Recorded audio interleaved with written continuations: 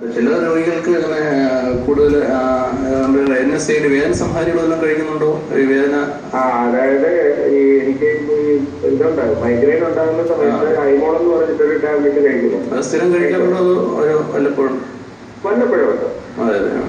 അല്ല, ഇതിങ്ങനെ ഇടയ്ക്കിടയ്ക്ക് വേദന സംഹാരി കഴിക്കുന്നവരിൽ അൾസർ ഉണ്ടാകാൻ സാധ്യത കൂടുതലാണ്. അതായത് അൾസറിന്റെ ഉത്പാദനം കൂടുന്നുണ്ട്. അപ്പൊ അങ്ങനെയുള്ള രോഗികൾക്ക് H. പൈലോറി എന്ന അണുക്കൾ ഞാൻ പറഞ്ഞ പോലെ അത് ബ്ലഡ് ടെസ്റ്റ് ചെയ്ത് നോക്കാം. അതുണ്ടെങ്കിൽ അതിന് ആന്റിബയോട്ടിക് കഴിക്കാം. അപ്പൊ അത് വീണ്ടും വരാതിരിക്കാൻ സഹായിക്കും.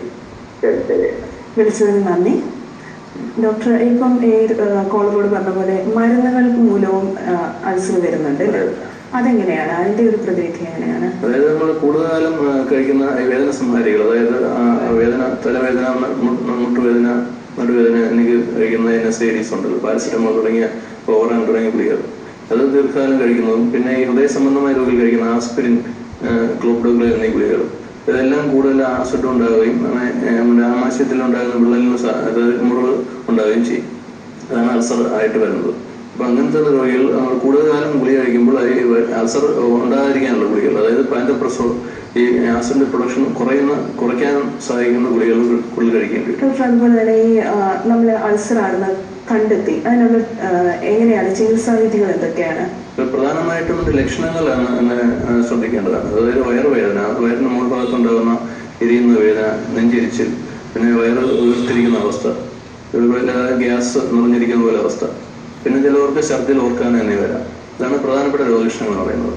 അപ്പൊ ഇങ്ങനെയുള്ള രോഗലക്ഷണങ്ങൾ ഉടനെ തന്നെ ഒരു വിദഗ്ധമായ ഗ്യാസ്ട്രോഎൻട്രോളജിസ്റ്റ് സേവനം ലഭ്യമാക്കേണ്ടതാണ്. പിന്നെ നമ്മൾ ഇങ്ങനത്തെ ലക്ഷണമുള്ള രോഗികൾ പല കാരണങ്ങൾ കൊണ്ട് വയറുവേദന വരാം. ഇപ്പോൾ പാൻക്രിയാസിന്റെ അസുഖം കൊണ്ട് വരാം, പാൻക്രിയറ്റൈറ്റിസ്, പിന്നെ സ്റ്റൊമക്കിന് ഗ്യാസ്ട്രൈറ്റിസ്, പിന്നെ കുടലിലുണ്ടാകുന്ന തടിപ്പുകൾ, വ്രണങ്ങൾ എന്നിവ കൊണ്ടെല്ലാം വയറുവേദന വരാം. അപ്പോൾ ഇതെല്ലാം നമുക്ക് ട്രീറ്റ്മെന്റ് ചെയ്യേണ്ടി വരും. ഇപ്പോൾ നമ്മൾ എൻഡോസ്കോപ്പി കടത്തിയിട്ട് അത് അൾസർ ഉണ്ടാകുന്ന ബ്ലഡ് വെസൽ, രക്തവഴികൾ ക്ലിപ്പിടും, അല്ലെങ്കിൽ ഇഞ്ചക്ഷൻ കരിച്ചു കളയും. പിന്നെ ചില രോഗികൾക്ക് അത് കണ്ട് കൺട്രോൾ ചെയ്യില്ലെങ്കിൽ എമർജൻസി ഓപ്പറേഷൻ വേണ്ടി വരും. ഹലോ ഹലോ, ആരോഗ്യയിലേക്ക് സ്വാഗതം. ആരാണ് വിളിക്കുന്നത്? തോമസ് എന്ന് പറയുന്ന ആളാണ് കേരളം. ഡോക്ടറുണ്ട്, ചോദിച്ചോളൂ. എനിക്ക് കൊളസ്ട്രോള്, ഷുഗർ ഇതൊക്കെ അസുഖമുള്ള ഒരാളാണ്. അതെ. അപ്പൊ ഡോക്ടറെ കണ്ട് ചോദിച്ചു കഴിഞ്ഞപ്പോൾ എന്നോട് പറഞ്ഞു ഭക്ഷണം ക്രമീകരിക്കണം എന്ന് പറഞ്ഞു. അപ്പൊ ഞാൻ ദിവസത്തിലൊരു 7 ദിവസം കൂടുമ്പോ ഒരാഴ്ചയായിട്ട് ഒരു നേരം മാത്രമേ ഭക്ഷണം കഴിക്കാറുള്ളൂ. ദിവസം ഒരു നേരം കഴിക്കുന്നുള്ളൂ? ഒരു നേരം, ഉച്ചയ്ക്ക് മാത്രം ഭക്ഷണം കഴിക്കും.